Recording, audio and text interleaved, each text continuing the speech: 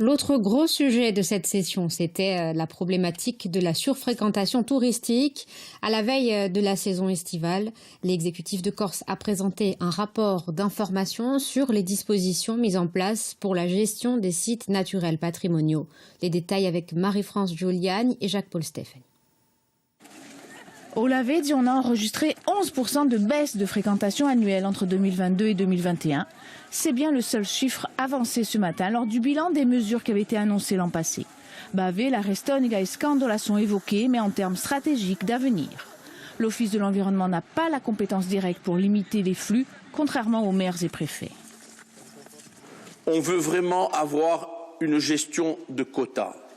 Donc oui, nos sites ont besoin de quotas pour être préservés en termes de biodiversité. Nous ne dédouanons pas de ce que nous avons à faire.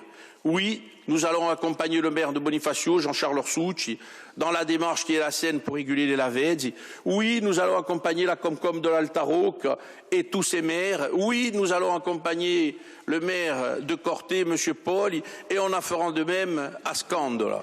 Pas de vote prévu aujourd'hui. Le débat a surtout porté sur l'annonce d'une nouvelle politique touristique censée atténuer le pic des 475 000 personnes supplémentaires début août. Sofiono n'a pas manqué de déplorer l'absence d'offres coordonnées en avant-saison. La présidente de l'ATC a répondu aux critiques nombreuses portées notamment par les professionnels. Il en va de la protection de notre île et de ses habitants bien entendu, mais aussi de la pérennité d'un secteur économique primordial pour notre île, qui pourrait bien scier la branche sur laquelle il est assis s'il ne prend pas un tournant important en termes de stratégie. Alors oui, nous avons parlé de déconcentration. Et là, Monsieur Jean-Christophe Angelini, que nous soyons clairs, la déconcentration, bien évidemment, n'est pas la décroissance. C'est un problème global. La fréquentation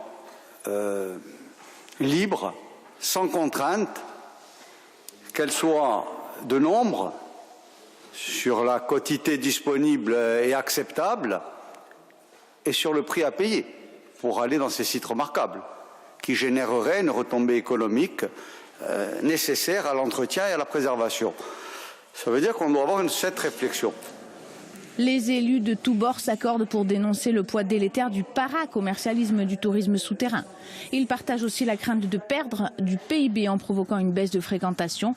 D'autres sites, comme Saleccia ou le GR20, pourraient être régulés différemment.